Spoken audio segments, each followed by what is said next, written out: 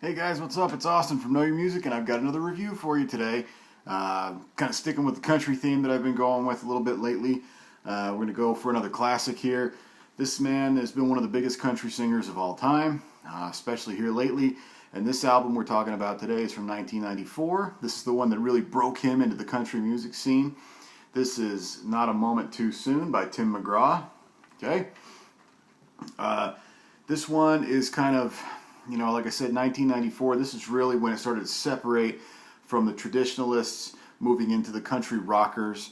Tim McGraw definitely was on the, the more rocky side of it. So let's jump right into this here, and I'll give you some track content. First track, it doesn't get any countryer than this. Talking about, it's a man talking to his parents, saying, "This is the girl that I found, and I know you wanted me to have a country girl. This is what she is, even though she's not a real country girl."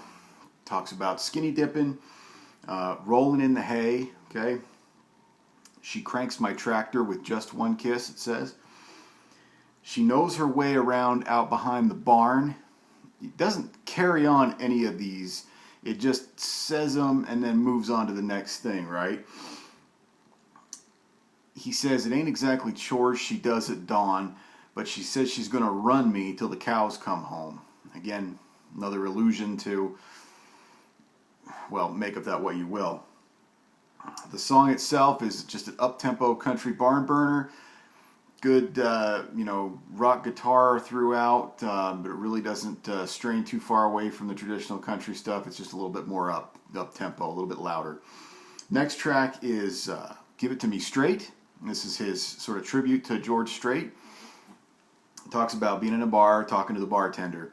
Basically, he says, "Give me a bottle of your best, and I'm going to throw a bunch of quarters in the jukebox, and I'm going to listen to George Strait songs all night long." And later on in the track, he does say a good stiff shot of Strait.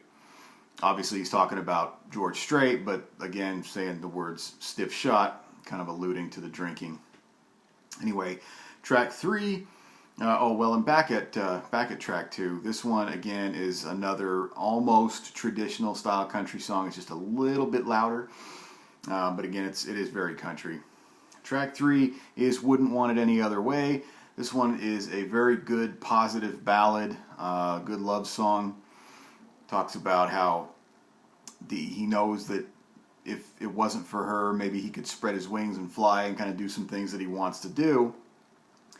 But at the same time, he doesn't want that. He's happy just having it the way it is. He's happy being with her. Okay? Slow song, piano ballad type of thing. Nothing really jumps out on that one.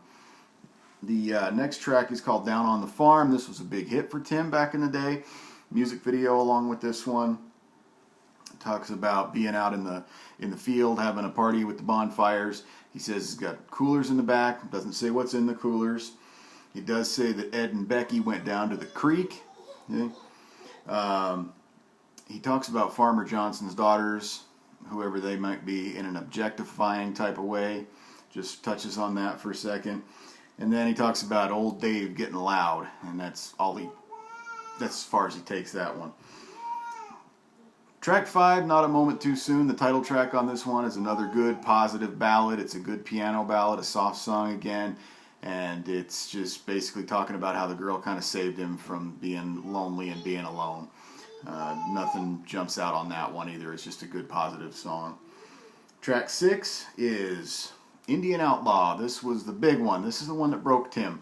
Got him on the radio, got his videos being played. This one is just talking about being, kind of likening his life situation to being an Indian, Native American, right? Or he talks about pull out the pipe and smoke you some. He makes your little heart bubble like a glass of wine. And he says the medicine man caught him with a girl in his hands. Doesn't say what that really means. That's what it says. And he also says that late at night people gather around his teepee trying to catch a peek at him in his buffalo briefs. Okay? And that's about it on that one. The song is an up-tempo, fiddle-driven, just good country song as far as the music goes on that one. Track 7 is Refried Dreams, talking about a man getting left by his woman, heads down to Mexico and just starts drinking his troubles away. He mentions the word hell in there, not talking about the place.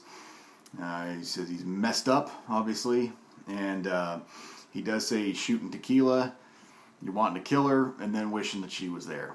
So it's kind of a, kind of that toss-up where the man's heart is broken and he doesn't really know what he wants.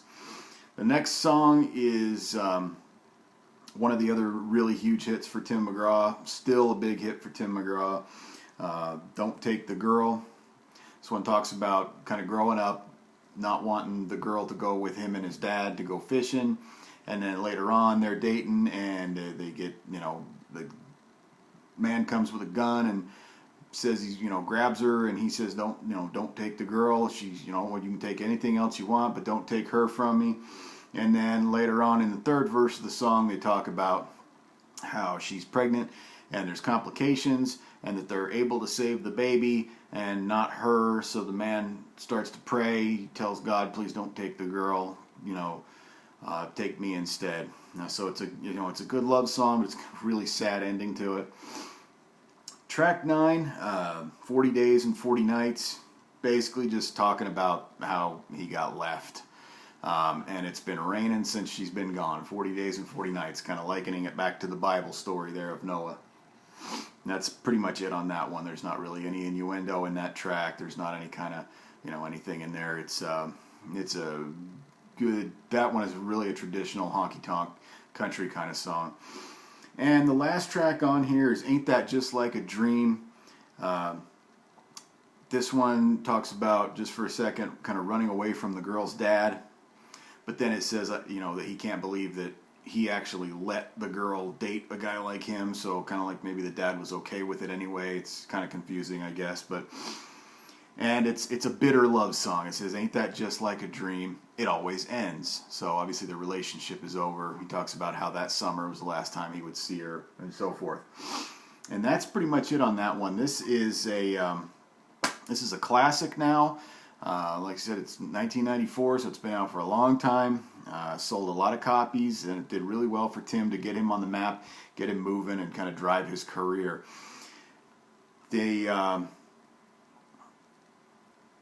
Aside from the lyrics that I touched on in here, there's really no other innuendo or anything like that. It is something you want to kind of watch out for as far as, my opinion goes.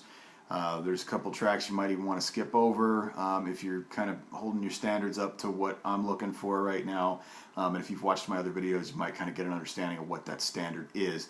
Anyway, that's it for this one. I really appreciate you guys watching these videos. Please like and subscribe. Leave some comments down below. Leave some requests down below.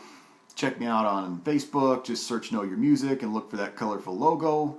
And email is knowyourmusicnow@yahoo.com. You can shoot me a request on there. You can do it on Facebook. You can just drop me a line to say hello. You can critique. You can say, hey, why don't you try doing this? Whatever.